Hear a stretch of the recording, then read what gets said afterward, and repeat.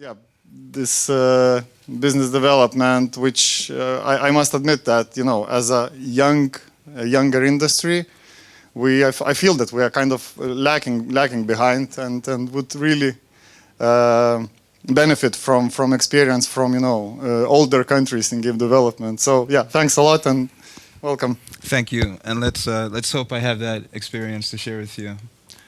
So today I'm going to be doing a talk, business development in gaming, and so I always get the question all the time, what is a business development manager? What do they do?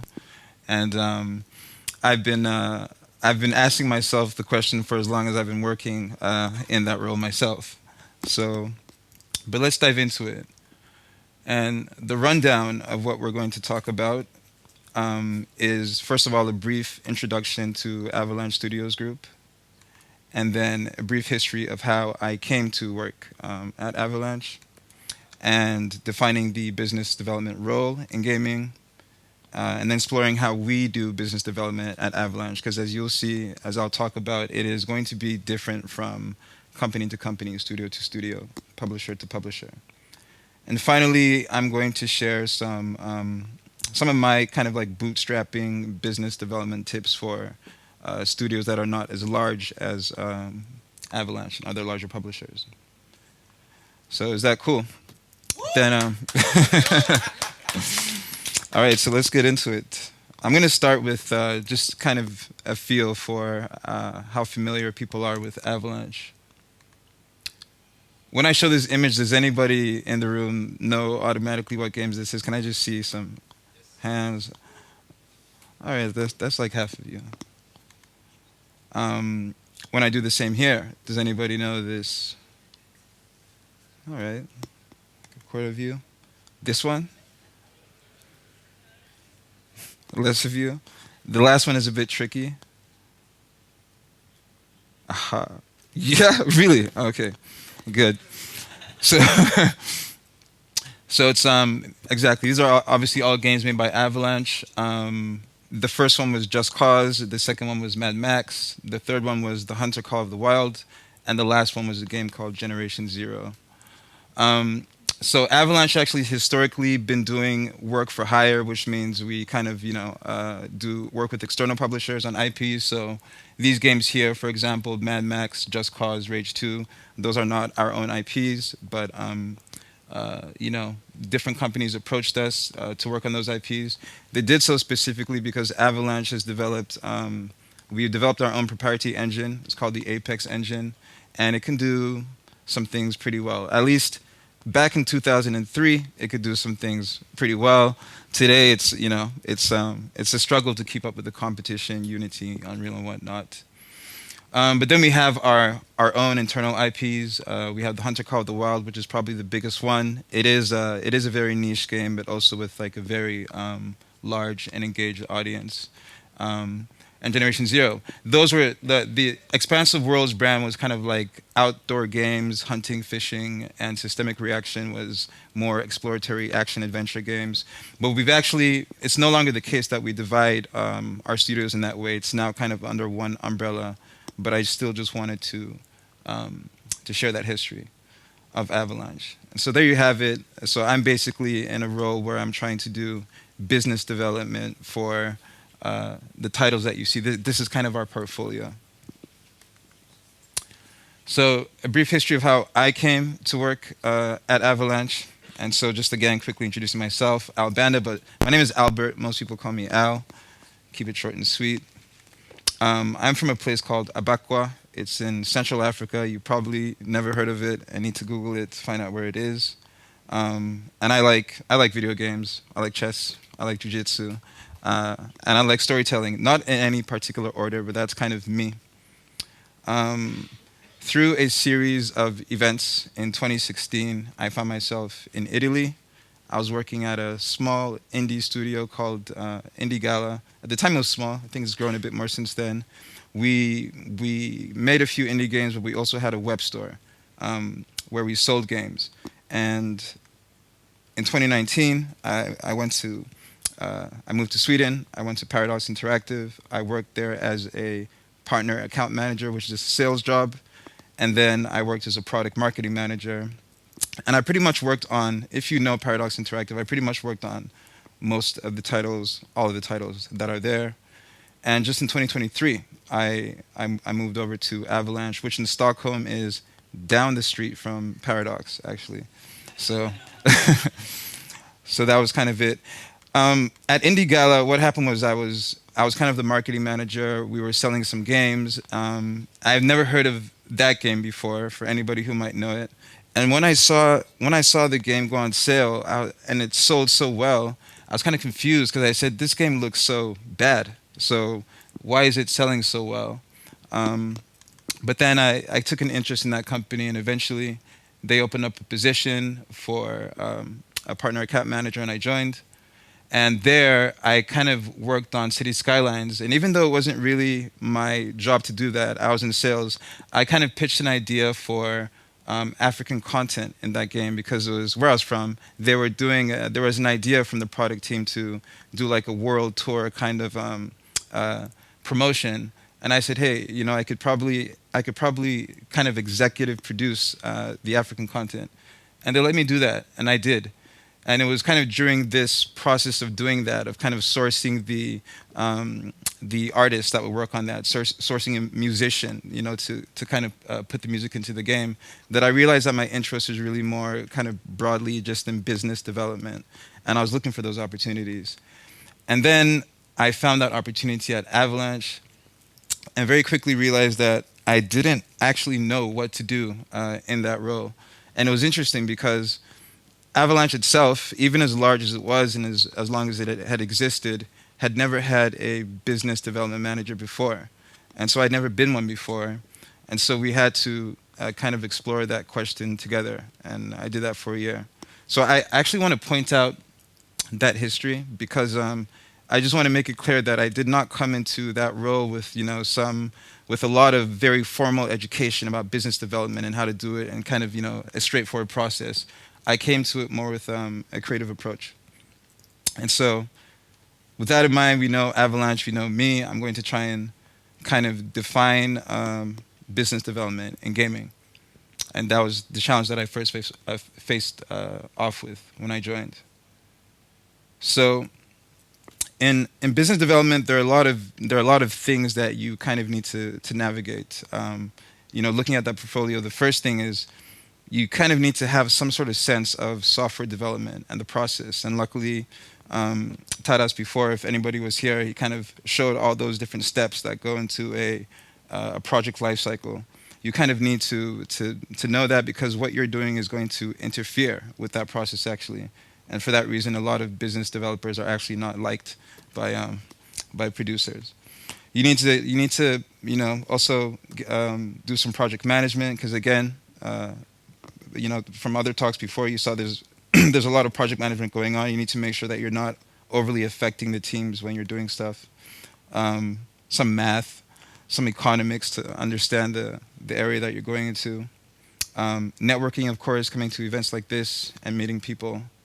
You need to have a kind of, you know, a sense for strategy and teamwork, of course, because at the end of the day, it's really the people coming together and making fresh ideas happen. And some creativity. So I'm not going to pretend that I have all of those skills, and I don't think really anybody does have all of those skills, but what's fortunate at a company like Avalanche is that there are a lot of people there with all these different skills, and so we lean on each other to make things happen, and that's very much what I do. I would say honestly that when I do business development, I approach it much more from a creative perspective. And I like to network, I like to meet people, and I like to work in teams, but the rest is, I definitely always need to lean on people to help out with that. So yeah, I mean, when you're doing business development, again, it's all over the place. You might think like, okay, what exactly, I've said a lot of things, and I myself not really said precisely what I do in that sense, but I look at what the company is doing, and I think of different pieces that I can add to that overall puzzle. So take for example distribution. Then there's digital distribution, and I see, have we fully covered digital distribution? Is there an area that we've not covered? The same thing with physical. Are we doing physical? Because not many studios always are. Is there a reason to do physical? Do we have a good motivation for that? And where would that be relevant? I think about platforms. What platforms are we on? PC and console, are we on all of them? Are there some more that we want to be in? Because the more platforms that we get to, the more we have reach for our game. Think of things like mobile. We're actually not on any mobile platforms, and it might actually not work with most of our games, but still, it's an investigation that we make. And things like VR, MR, XR. Of course, we look into that. Think about brand partnerships in business development. So things like licensing, that is probably the most common thing. When people hire a business developer, in my category, usually they're prioritizing things like licensing, because that's pretty hot right now. Collaborative bundles with other studios, things like that. And transmedia, so sometimes even talking to filmmakers about potentially making a film out of a game, or vice versa, taking a film into a game, in the case of Mad Max that Avalanche did in 2016. Game tech, it's also a conversation. So like hardware partnerships. Maybe we want to do some core differentiation with Intel or with NVIDIA to kind of show off what they're doing in our game, and do like a joint promotion based on that. UGC and modding. Avalanche doesn't really have that officially for any game, so again, it's an investigation. We know the power of it. Coming from Paradox, where most of those games are very heavily modded, it's a thing we consider bringing into the game. And co-development. Sometimes, again, thinking of the project lifecycle that Tata showed earlier. Sometimes you just don't have the bandwidth internally to do all the development yourself. You might want to find external partners to do that. So you have those conversations. And really, most importantly, is also community. How are we communicating with our community? What kind of relationship are we nurturing, and what are we doing in that sense? Do we have our own community store where we can kind of be more direct with the customer and offer them the kind of incentives that we want to offer them to play our games and engage with us? And community events. So I think what I'm trying to establish is that it's a very broad range of things that you might be looking at in business development, and these are all the considerations that a business developer makes. So if I were to add one other thing that I really think is kind of like the core of business development, it's simply curiosity. I don't know if anybody in the audience has children or very young nephews, works with kids, and they start asking this why question, and they say, why is the sky blue? And, you try and give an answer, and they say why again, and you keep on going. At some point, it's just, you actually realize that you don't even know the answer to the question that they're asking. And that is the thing with business development. You look at everything and you ask, why is it there? And you ask why and why and why, because behind that question is an answer that you don't know, and that answer that you don't know might give you a business opportunity that is worthwhile. So now that I've kind of looked at all that, I can define business development, my business development role in gaming as far as Avalanche is concerned. And I'd say it's investigating unexplored opportunities and incorporating new value into creative workflows. That is, in essence, what I do. And then I'm going to speak about the process. So this presentation is really about the process because, like we saw before, there's so many different examples, and I don't want to hone into any one example because I'm definitely not trying to communicate this is what you should do. I don't really believe there's a thing that you should do in terms of business development. It's more that I like to communicate how we approach it at Avalanche, why we approach it in that way, and maybe there's something that you can take from that process of understanding how we approach it. One of the things that I've seen most, and it's very understandable, is that a production team, the team that is developing the actual game, they can be very concerned, right, about any kind of interference with that process because a small delay can cost a lot of money. So when you have an annoying business developer coming and saying, "Hey, why don't you do this other extra thing?" You know, it's really annoying. They say why, and it seems like it's just for greed and it's just for money. And often in business development, that is the case. You know, it is just trying to get money. But I think, and I'll say that I think of business development in terms of, again, like I explained before, adding value to that creative process, making sure that the developers actually have new resources or more resources that they need to deliver on their vision. And so this is how I would start exploring that process with a small framework. The first thing I need to do is discover new business opportunities, like what is actually out there. So we can think again about some of the examples I showed. So many buzzwords, AI, transmedia, this, you know, what's out there. And then I need to decide whether or not I'm going to chase one of those opportunities and try and bring it into our workflows, or whether I'm just going to drop it totally and say, no, this is not worth it right now. And most often it's actually not worth it, but it's still good to kind of get in that knowledge. Then, if there is something that is interesting, I'm going to be involved in a process of negotiating a new business deal. And that can be with an external partner, but that could also happen internally with the product team saying, hey, I know that you've set up your processes in this way, but let's maybe think about changing that because I have an opportunity that I'd like to bring into this. And we negotiate that deal and the terms. And then keeping track of how those deals are going. And at the end of that, just analyzing and saying, okay, do we want to do more of this, less of this, or what have we learned from doing this kind of exercise? So pretty simple, actually. But I'll dive into each one a little bit more just to provide some detail about those steps. And so this is actually pretty much how we do it at Avalanche right now. I've kind of made it a bit more simple because I know that, again, it's one of those things. Not every studio has all the resources that Avalanche has, so I want to make it approachable for anybody to at least think about in that sense. And so the very first thing I said in that discovery is market research. We actually want to find out what is happening in the market, what is out there, what are new opportunities. And so we set some criteria. What specifically are we looking for in terms of that? And we just continuously look at the market trends, what are our competitors doing, what are potentially new genres or platforms that we can go into and experiment. And then in a case where there's a lead to be generated, so a lead is a person that you would actually do that business with eventually, we try and generate those leads. We try and have people to talk to, so it's not just us thinking about the idea, but we're exploring that idea with different people.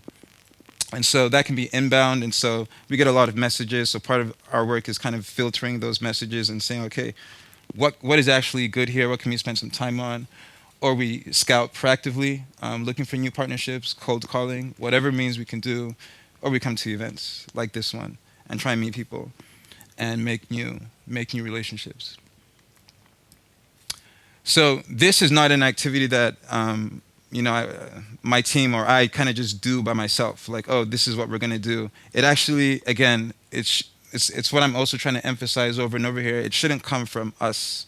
It should come from the creatives. I really prefer, and I don't actually do any business development out of my own idea. I prefer that a creative, a game team would say, hey, we think that this story here could be really, really nice in a comic, but we don't have the time to kind of do that. Can you try and make that happen? And say, yeah, sure. And I'll try and make that happen. And then I'll do that. I'll look at the market. I'll look what other competitors are doing. I'll see if there's any businesses that do that we can talk to. I'll try and make that happen. But it should come from the project lead and the creative lead. And also I'll work with an insights team to make sure that we're taking that decision based on good information too. So after that discovery and we know what is there, we're actually evaluating the opportunities. And that means we're just seeing, is this even feasible for us to do, given our financial position, given a strategic fit with the brand overall, and given the risk to whatever, the production pipeline, anything, is this something that we can actually do? And if it is something that we can do, then of course we also do a little exercise and we do due diligence on the potential partner or opportunity that we're looking at and make sure that we're totally okay with kind of taking that next step. So I emphasize that also here because in these two phases, we've not actually done anything. We've not actually affected a production pipeline. We've simply explored different opportunities. And it's often a challenge when you start working with a new game team because, again, they're very focused. They don't want to be distracted. They see a lot of this as extra noise. And so this step is to kind of is just to kind of point out and emphasize that, hey, we're not actually interrupting your flow. We need a little bit of your time now and then to kind of check these ideas you've brought to us to see if they actually make sense for you and for us overall. So they're kind of in the blue. No real damage can be done here. We're not signing anything with any partner. We're just having conversations and figuring things out. And again, even in this process, it should be done with a project lead, with creative, with insights, who can really make sure that it's fitting overall. If you've gone through that step and we find ourselves talking to a person or a company that we really want to work with, then we start to see if we can make a deal. And again, now we're kind of in a very crucial step because we're about to write up a list of terms and whatnot, and we're going to eventually go towards signing a contract. A contract makes everybody involved with the contract liable, so we kind of need to make sure that we are all really committed and okay with what we're doing. There's been all sorts of terrible scenarios where I'm sure some of you might have been involved in those scenarios where a business developer has signed a deal without really consulting the entire team, and all of a sudden the development team says, what, we have to do that because of that partnership, and it's pretty upsetting for everybody involved. And so we try to avoid that as much as possible. And I've actually never found myself in that situation so far, and I hope not to. But that's kind of why we have this process too. And again, this stage, again, we still want the project lead involved, we want creative involved, and we want somebody legal involved. We have a legal team to get them involved to make sure that this is not affecting the game, but it's also not affecting what we're doing as a company, of course. And then there's deal tracking. This is very important as well. Sometimes it's missed in the process, but it goes back to the whole thing. If we're deciding to do a partnership with any company, there should be a very, very clear reason why we are doing that partnership. It should really complement the game. And if we want to prove later on that it has complemented the game, we need to make sure that we're actually tracking everything properly. And so we set up a project management team for that specific endeavor. We set up relationship management. Again, what I found is that the relationship is the most important thing. The idea can be good, the opportunity can be great, but if the people have an issue working together, it's ultimately not going to work out, or it's going to be a headache to do, and people won't want to do it again. So that's also very important. And then you set up performance tracking, some way to kind of track that initiative and what you expected it to do. So was it going to drive new sales? Was it going to drive player engagement? Was it going to do anything positive to the game, anything that you define? But we need to track that in some way. If we can't track that, it brings in a bit of risk to the overall process because then we're not really sure about the efficacy of what we're doing. And then, again, I'm not working alone. I'm working with creative and insights to kind of make sure that tracking process is set up. And it's something that we can always go back and look at. And at the end of a deal term, we simply do BD reporting.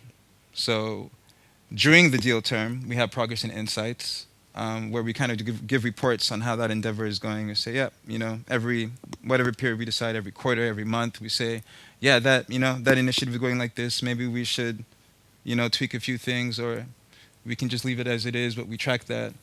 And at the end of the term, we just deliver an analysis and we say, this is what we did. Remember, this is why we did it. These are the decisions we took. These are the measurements we wanted to have. And we will do more of this. We will do less of this. Or, we'll tweak this before we try it again. But we kind of give a report. And that goes to everybody that was involved, the whole company, to kind of see if that's a thing we want to continue doing. And so going back to the framework where it was, really simplified in the beginning, what that looks like is that you have kind of two phases of opportunity discovery, another two phases of opportunity evaluation, deal making, deal tracking, and BD reporting. And this is kind of what I do as a business development manager at Avalanche. And I hope it's clear. So finally, just to conclude a bit, I wanted to leave some kind of bootstrapping tips for smaller studios or indies. Again, I also come from that kind of environment. I know what it means to wear many hats. I think, you know, it even probably lends to my role as a business developer, because as a business developer, I wear many hats.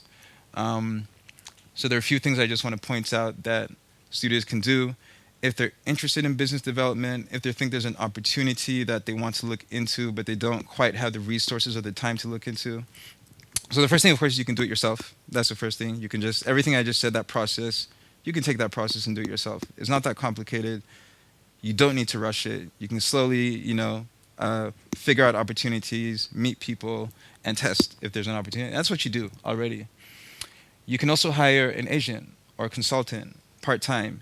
You don't actually need to have a business developer full-time working on your project, but if at least you know the extra thing that you want to do for your project, you can then take that and give it to an expert who specializes in that, and you don't really have to worry about it, and they can work that for you and come back if there is an opportunity that you could work on. The other is that you could talk with a publisher and or an investor. I know that there were some investors here before. They could give you a lot of advice. Sometimes a publisher might be looking for an opportunity that your small studio can actually deliver for them. So definitely talk and just find out. And you know, in that conversation, it's not about trying to sell yourself in. It's really about trying to understand the opportunities that are there. Or you can chat with the BD in the gaming industry. I know, again, every BD will tell you something different about what they're doing depending on the goals of that company. But we like to chat, I think. Yeah, we like to chat. So chat with the BD and find out if there's anything that could be interesting for your title. And finally, honestly, you can just take everything I just said, find the nearest trash can, throw it in there, and do something entirely new and disruptive. Because as a small studio, if you manage to kind of figure out your own path for yourself and you stick to that, your community, your game, your idea, you'll eventually do something that nobody can actually compete with. You'll create your own niche. You'll own that niche. It will be yours, and you won't have any questions like that to answer. So thank you, and game on.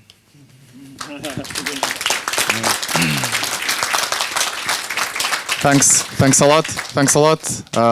Do we have any questions?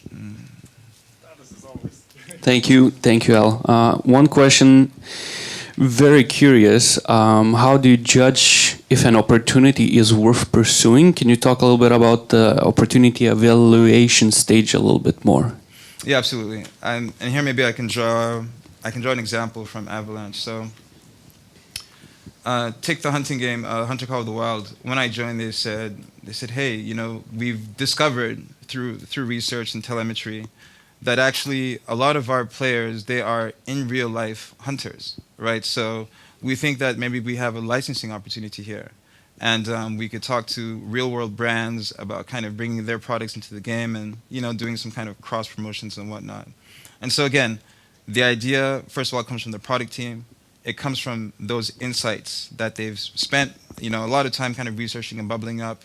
And so since they say that, and since kind of logically you can see that fit through the research, then you know that that idea is kind of worth pursuing. But then it has to do with you talking to the potential partner, right? So in this case, we're talking to people who are making hunting equipment, right? And that's a totally different industry. And they speak a totally different language. And most of them don't play video games, have never played a video game, you know. And honestly, they probably think that video game companies are just like, you know, small little poor companies making games for, you know what it is. So you need to, again, you need to take time establishing that relationship and seeing, is this industry actually also ready to have this conversation with us? Because they might not be.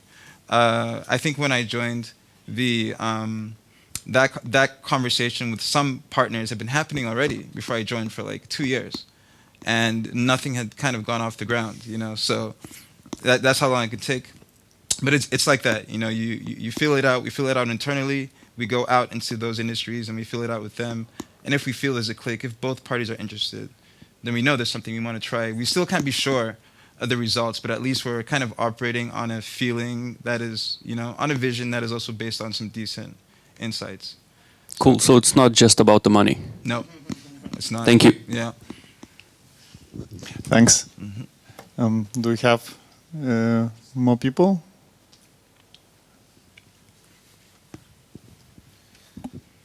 Thank you for your presentation. I wanted to ask, a lot of times when there's a lead or a trend in gaming, it usually goes down and becomes less popular. For example, like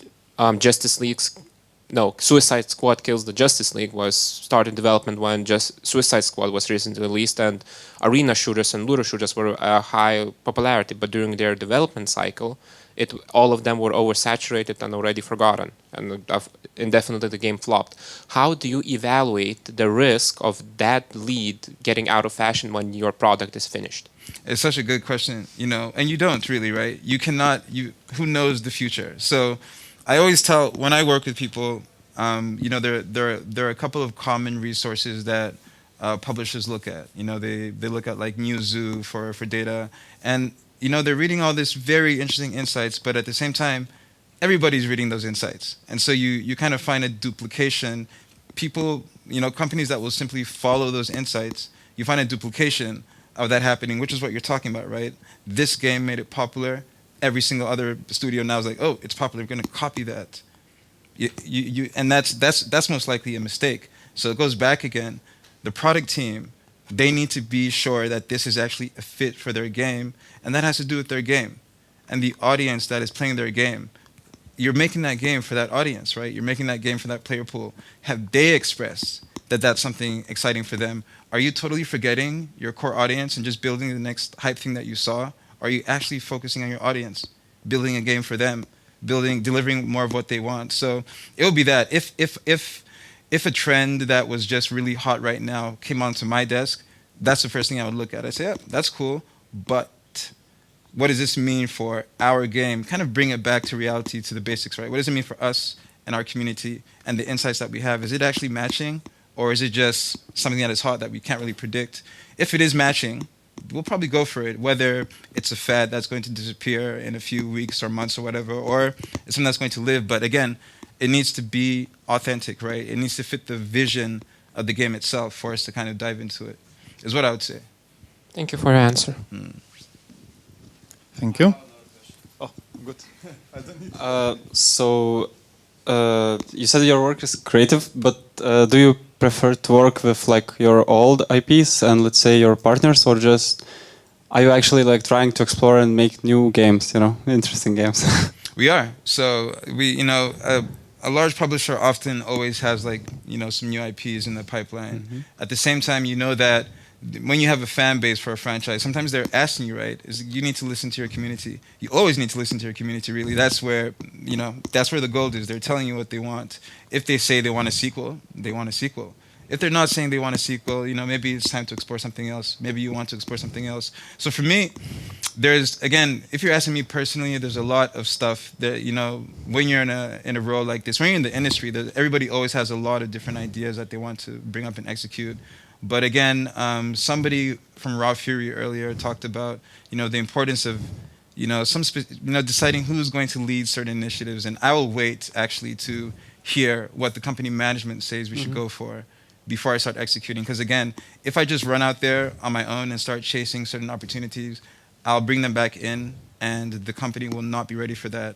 So I'll waste the time of the people that I'm talking to, and I'll waste the time of my company, I'll waste the time of myself, and eventually just waste time and money. Okay. How do you know what your community wants?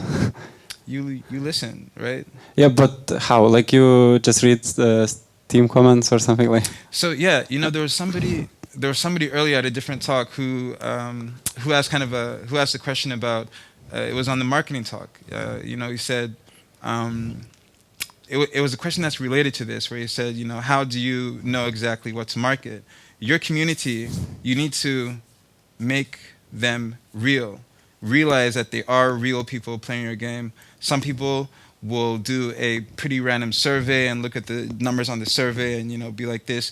You actually need to talk to your community, listen to them, create a forum for them, create a Discord for them, talk to them. have conversations, have some people who are talking, but everyone should really be talking to the community and finding out like what are the different things they want. So it's as simple as that. It's not even more complicated, I would say. Of course, like surveys and research kind of helps you get like a lot of holistic data, but really, really talk to your community. Really, really read the reviews that they've left on your site. Read the negative ones, especially, but listen to what they're saying and take it seriously. It's your community. Okay, thank you for your answers. Absolutely.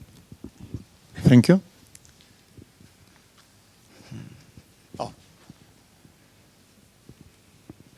Hey. It should? Oh, no, it is. Hey, Al, great presentation, thanks. I wanted to walk you through a hypothetical situation and then in the end ask you what is your thought process as a business developer. But a lot of these questions kind of covered it a lot, so I'm going to keep it short. Let's just say you get a tip for a original IP. It maybe came from an email of a fan of the company or from inside the company. My question is, without going into the details, like, was it a platform or action shooter, without those things, what questions as a business developer are you going to raise first and answer in order to say that, hey guys, maybe we've got something? So let me just frame your question to make sure I understand it. You said we received a tip from somebody externally, like, yeah, here's an idea, and then I'm going to answer. So we get tips on the daily, all the time, right? And that's just interesting. It's interesting to kind of listen to it, but at the same time, it's we're a game studio full of creative people, game directors, game designers, people that are also kind of coming up with these ideas, right? So I think in that sense, the most important thing that I would do is to see how many of those tips are kind of matching with what is happening internally, right? If I get a lot of mail, if we see a lot of mail from players saying, hey, we want this next game, it's a lot of that, and we are focusing on this game, what I would do as a business developer, I would simply raise it. I would say, it seems like our audience is asking us to make this game, but it seems like there's an idea here to make some other game. Maybe that's fine. Maybe you want to explore new waters and try something new. But again, it's that I'll just point it out and say there is this demand and this is what we're doing. Maybe we want to rethink that, or maybe you want to do both. Maybe you want to do that other new idea and we want to have a different team, kind of answering the questions that that the community is kind of tipping us on. But it depends, really. It depends on a lot of factors, right? It depends on our scope in the moment, on our budget situation, on what we're currently working on. There are a lot of variables, but that's generally it. Listen and kind of provide the information to the rest of the company. Did I answer your question? Yeah.